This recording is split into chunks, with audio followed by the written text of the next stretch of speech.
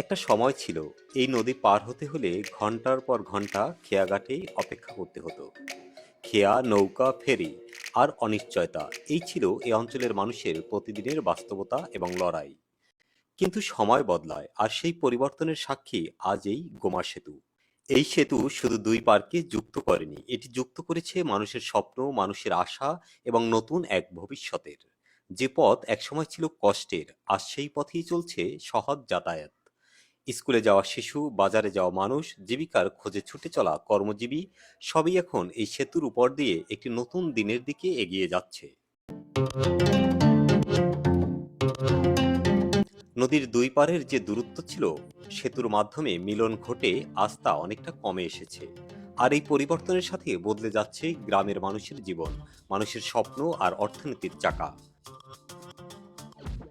গোমা সেতু, এটি শুধু একটি সেতু নয়, এটি একটি গল্প, এটি একটি সংগ্রাম, অপেক্ষার গল্প, আর অবশেষে বাস্তবতার রূপ নেওয়া এক স্বপ্নের গল্প। এই সেতুর উপর দিয়ে প্রতিদিন হাজারো মানুষ হেঁটে যাবে, যানবাহনে যাবে, কিন্তু প্রতিটি পদক্ষেপে লুকিয়ে থাকবে একটি সময়ের স্মৃতি, যখন এই পথটা সহজ ছিল না।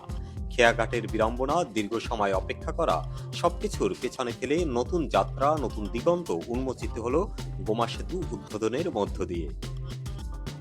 তারপরেও সেই খেয়াঘাটের স্মৃতি, চায়ের কাপের চুমুক আর খেয়ার জন্য অপেক্ষা ছিল জীবন চলার পথে এক অন্যরকম অনুভূতি। কিন্তু সময়ের বিবর্তনে আধুনিকতার ছোঁয়া লাগবে, গ্রাম বদলে যাবে, মানুষের জীবন গতি ফিরে পাবে, এটাই হলো বাস্তবতা। আর শুধু স্মৃতি হয়ে থাকবে নদীর ঘাটে খেয়া ভিড়ানোর সেই ইতিহাস। এস পলাশ, রূপসী টিভি। মানুষের জীবন, গ্রামের গল্প আর পরিবর্তনের চিত্র তুলে আনাই আমাদের নিত্যদিনের কাজ।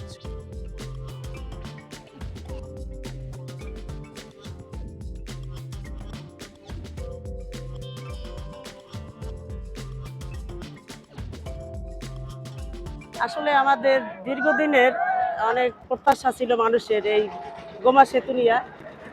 গোমা সেতুতে এখানে কি বলে দুদল, তারপরে ফরিদপুর, দুর্গবাসা, একদম ধুলিয়া বাউফল থেকে যত মানুষ এদের এই ঈদ উপলক্ষে বিভিন্ন সময়ে বিভিন্ন ধরনের সমস্যায় মুখোমুখি ছিল মানুষ।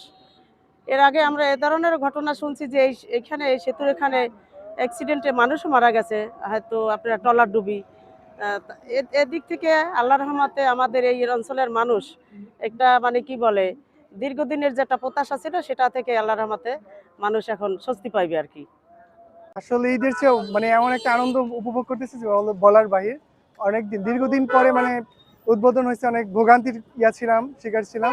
দেন এখন উদ্বোধন হয়েছে, খুব সহজেই আমরা যেতে পারবো বরিশালে। এখান থেকে ঢাকাতে যাওয়া যাবে, মানে খুব দ্রুত যেতে পারবো, ভাল লাগবে, অনেক ভাল লাগছে আসলে। দক্ষিণ অঞ্চলে বিশেষ করে আমাদের বাখেরগঞ্জ, এখান থেকে বাউফলও আমাদের পারাপার হতে হয়। এখানে ব্রিজ উদ্বোধন হয়, আমরা অনেক আনন্দিত এবং গর্বিত। ব্রিজ যতদিনে ছিল না তখন আমরা অনেক ভোগান্তির শিকার হইতে হয়েছে। যেমন আমরা ছাত্র জীবনে যখন বরিশাল লেখাপড়া করতাম তখন অনেক সময় পকেটে খেয়া ভাড়া অতিরিক্ত দেওয়ার মতো আমাদের সাধ্য ছিল না। যেহেতু বাবাদের সাথে কাজবাজ করে আমরা তখন লেখাপড়া করতাম, তখন আমাদের যে বাড়তি একটু কাছাকাছি এখানে খেয়া ভাড়া, তখন ওটা থেকে আমরা পরিত্রাণ পাইতাম না। এখন যেহেতু এখানে আমাদের ব্রিজ উদ্বোধন হয়েছে, আমরা অনেক আনন্দিত, যেহেতু আমাদের এলাকার গরিব লোকজন বরিশাল দিয়ে লেখাপড়া করতে পারবে এবং রুগী যারা মুমূর্ষু রুগী তাদেরকে নিয়ে আমরা সহজেই বরিশাল দিয়ে সুচিকিৎসা পাবো। এই জন্য আমরা দক্ষিণ অঞ্চলের পক্ষ থেকে আমরা খুব আনন্দিত ও গর্বিত। আমাদের উপকার হচ্ছে কি আমরা এই জায়গায় বরিশাল অল্প সময় যেতে পারবো, তো আমরা 40 মিনিটে যেতে পারবো ডিসওয়ার থেকে বরিশাল পর্যন্ত। আমাদের অনেক উপকার হয়েছে, অনেক ভালো হয়েছে। দক্ষিণ অঞ্চলবাসীর দীর্ঘদিনের প্রতীক্ষার অবসান ঘটিয়ে আজকে আমাদের গোমা সেতু উদ্বোধন হয়েছে। বরিশাল জেলার তথা পটুয়াখালী জেলার একটা সংযোগ স্থান। বাকেরগঞ্জের রাঙ্গামাটি নদীর উপরে দীর্ঘদিনের এই অঞ্চলের মানুষের সেই প্রতীক্ষিত গোমা সেতু আজকে খুলে দেওয়া হয়েছে। ঈদের ঠিক আগ মুহূর্তে এই সেতুটি খুলে দেওয়ায় এলাকাবাসীর মধ্যে আজকেই যেন সেই ঈদের আনন্দ বয়ে গেছে। দীর্ঘদিন এই এই স্থানের যে একটি ফেরি এবং যে খেয়াঘাটের অত্যাচার, যে অত্যাচারে মানুষ অতিষ্ঠ ছিল, প্রায় সময়ই এখানে নানা রকমের অপ্রীতিকর ঘটনা ঘটত সেই টোল আদায় নিয়ে। সেই ফেরি প্রথা এবং সেই খেয়া ঘাটের আজকে অবসান ঘটেছে এই সেতুটি উদ্বোধনের মধ্য দিয়ে। বিশেষ করে বাকেরগঞ্জ হচ্ছে একটি নদী বেষ্টিত এলাকা, আর নদী বেষ্টিত এলাকাকে মহাসড়কের সাথে এবং বরিশাল জেলা সদর সহ ঢাকার সাথে সংযুক্ত করতে এই সেতুটি অনন্য ভূমিকা রাখবে। এস এম পলাশ, বাকেরগঞ্জ।